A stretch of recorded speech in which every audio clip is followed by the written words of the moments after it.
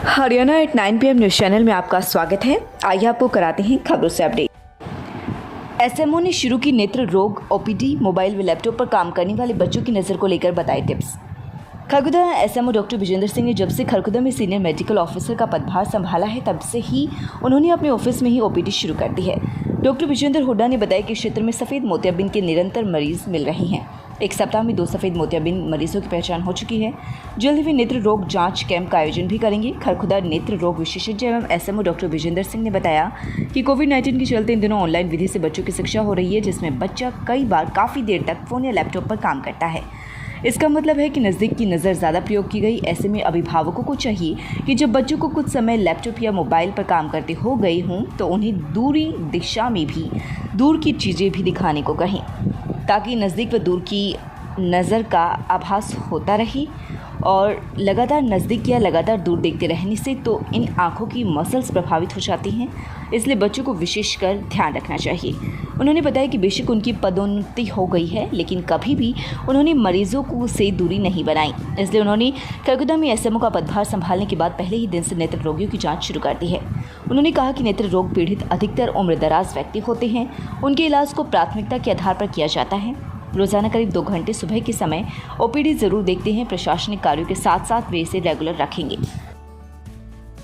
जब मैं एमबीबीएस था तो पहले भी यहाँ इस एरिया में काम कर रखा है, तो तब भी देखा था कि कैटरेक्ट है और पेशेंट है आँखों के, क्योंकि यहाँ पे आँखों का कोई हॉस्पिटल भी नहीं है खरखौदा में, तो काफ़ी थे। तो बीच में जब भी टाइम मिलता है तो मैं अपने यहीं पे इसी ऑफिस में पेशेंट्स को देखता हूँ। लगभग कितनी ओपीडी आँखों से संबंधित हो जाती है? 30 से 35 अभी शुरू हुई है। 10 तारीख को ज्वाइन किया था। 30-35 पेशेंट रोज़ देख लिए जाते हैं। और दो पेशेंट्स का आयुष्मान के तहत मोतियाबिंद का ऑपरेशन भी हो चुका। डॉक्टर साहब, आँखों से संबंधित लोगों को क्या क्या सावधानियाँ बरतनी चाहिए? आजकल क्या बीमारियाँ चली हुई हैं, कैसे आप बताना चाहेंगे बच्चों के? मोस्टली क्योंकि जब मैं पहले यहाँ सोनीपत में था, सोनीपत सिविल हॉस्पिटल में, तो कैंपों में हम आते थे इस एरिया में। मोस्टली फरमाना में हमने कई कैंप लगाए हैं। तो यहाँ पे सबसे ज़्यादा लोगों की दिक्कत है मोतियाबिंद की, सफ़ेद मोतियाबिंद।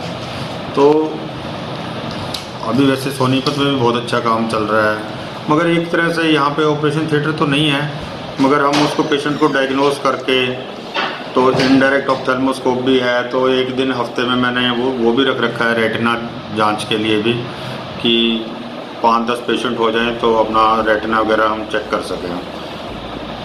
बाकी लोकल चीज़ें हैं, रिफ्रैक्शन एरर है और चीज़ें हैं, छोटी मोटी बीमारियाँ तो यही हैं, मगर जो भी होता है मैनेज कर लेते हैं। बेसिकली जो मोबाइल में और लैपटॉप में काम करते हैं तो आँख के जो नज़दीक की मसल्स होती हैं, वो नज़दीक देखने वाली मसल्स होती हैं, वो ज़्यादा काम कर रही होती हैं। तो उसके लिए एक रूल ऑफ 20 होता है जो बताया जाता है। रूल ऑफ 20 क्या होता है कि तकरीबन आप 20 मिनट जब आप एक नज़दीक का काम कर रहे हैं तो आप 20 सेकंड के लिए 20 फुट दूर तक किसी दूर की चीज़ को देखें, तो उससे आपकी दूर देखने वाली मसल्स भी एक्टिव रहती हैं। तो इस तरह की एक्सरसाइजेज हैं, वो टाइम टू टाइम जो भी आते हैं बच्चे आते हैं बताते हैं उनको। गली नंबर 40 व 41 का निर्माण कार्य शुरू। वार्ड 4 के पार्षद मोहन दहिया ने सोमवार को वार्ड की गली नंबर 40 व 41 की आधारशिला रखी। पिछले काफ़ी समय से वार्डवासियों की मांग आ रही थी इनकी गलियों को बनाया जाए ताकि राहगीरों को दिक्कत न हो। सोमवार को नारियल तोड़कर गली निर्माण की आधारशिला रखी गई। इस मौके पर पार्षद मोहन दहिया ने कहा कि वार्ड की छोटी बड़ी 40 गलियों का निर्माण कार्य पहले करा चुके हैं। उनका उद्देश्य है कि वार्ड में अधिक से अधिक विकास कार्य कराना है। इंटरलॉकिंग टाइलों से गली का निर्माण कार्य कराया जा रहा है। राम सभी साथियों, मैं मोहन दहिया, पार्षद वार्ड नंबर 4 खरखौदा। जैसा कि आपने देखा है साथियों, मैंने आज अपने वार्ड क्षेत्र में बुजुर्गों के आशीर्वाद से गली नंबर 40 और 41 का शुभारंभ किया है। साथियों, मेरा एक ही लक्ष्य है, अपने वार्ड को खरखौदा में नंबर 1 पर लेकर आना। धीरे धीरे वार्ड के 3.25 साल में आज तक मैंने टोटल 41 गलियों का जो निर्माण है वो मैं करवा चुका हूं, और धीरे धीरे इस कार्य को संपूर्ण करेंगे और वार्ड को खरखौदा में नंबर 1 पर लाने का काम करेंगे। जय श्री राम। पशु मेले में फीस पर्ची में गड़बड़ झाला।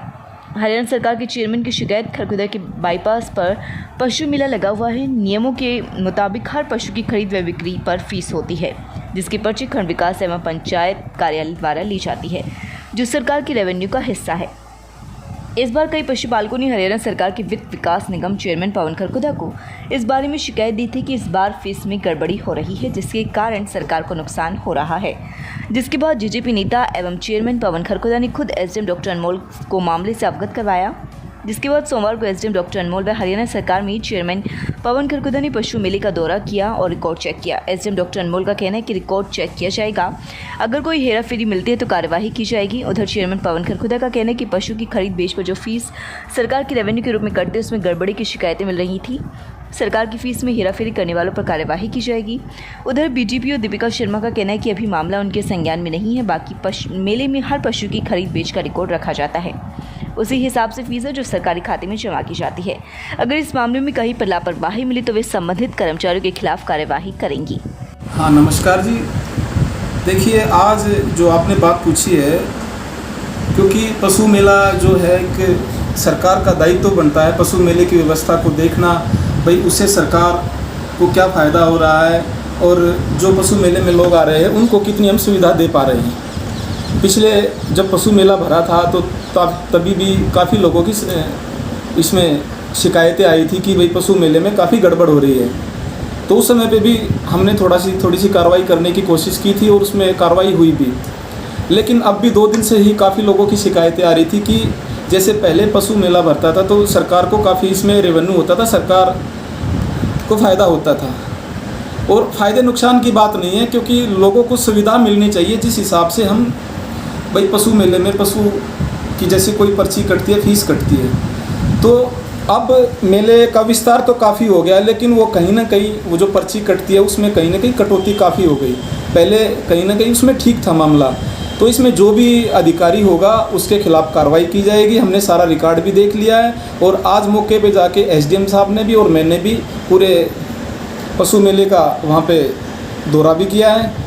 और जो भी अनियमितता होगी इसमें और जो भी इसमें दोषी होगा उसके खिलाफ सख्त से सख्त कार्रवाई होगी, चाहे कोई बीडीओ हो, चाहे और कोई अन्य अधिकारी हो। बारिश खरखोदा यहाँ पर रेड क्रॉस सोसाइटी के माध्यम से ब्लड कैंप लगाना जा रही है। कल 9 बजे से 2 बजे तक शुरू होगा। कोई भी खरखोदावासी या अन्य इलाके के व्यक्ति यहाँ पर ब्लड डोनेशन कर सकता है।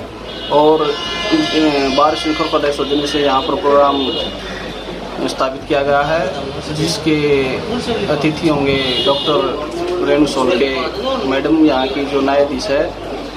ब्लड डोनेट का कल 9 बजे यहाँ पर रेड क्रॉस सोसाइटी तरफ से ब्लड डोनेशन कैंप लगाया जा रहा है और उसमें गेस्ट अपने डॉक्टर रेणु सोलके मैडम होगी। इसमें सभी वकील साथी और कर्मचारी जुडिशरी के और अन्य जो यहाँ पर स्टाफ है वो भाग लेंगे। खरखुदा क्षेत्र के गांव में अपने पति को बेहोश कर पत्नी अपने बच्ची को लेकर संदिग्ध हालत में घर से लापता हो गई। महिला की परिजनों ने अपने जानकारों व रिश्तेदारों के पास भी तलाश की, लेकिन उसका कोई कहीं पता नहीं चल पाया। जिसके बाद महिला के पति की शिकायत पर पुलिस ने मामला दर्ज कर जांच शुरू कर दी है। क्षेत्रवासी एक व्यक्ति का कहना है कि उसकी पत्नी संदिग्ध हालत में उसके 1.5 वर्ष के बेटे को लेकर लापता है। शिकायतकर्ता का आरोप है कि उसे भी उसकी पत्नी खाने में कुछ मिलाकर खिला गई, जिसके बाद वह बेसुध हो गया और उसकी पत्नी के जाने का पता ही नहीं चला।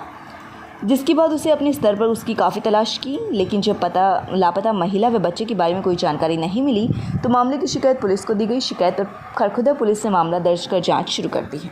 नमस्कार, मेरा नाम वंदना भार्गव है।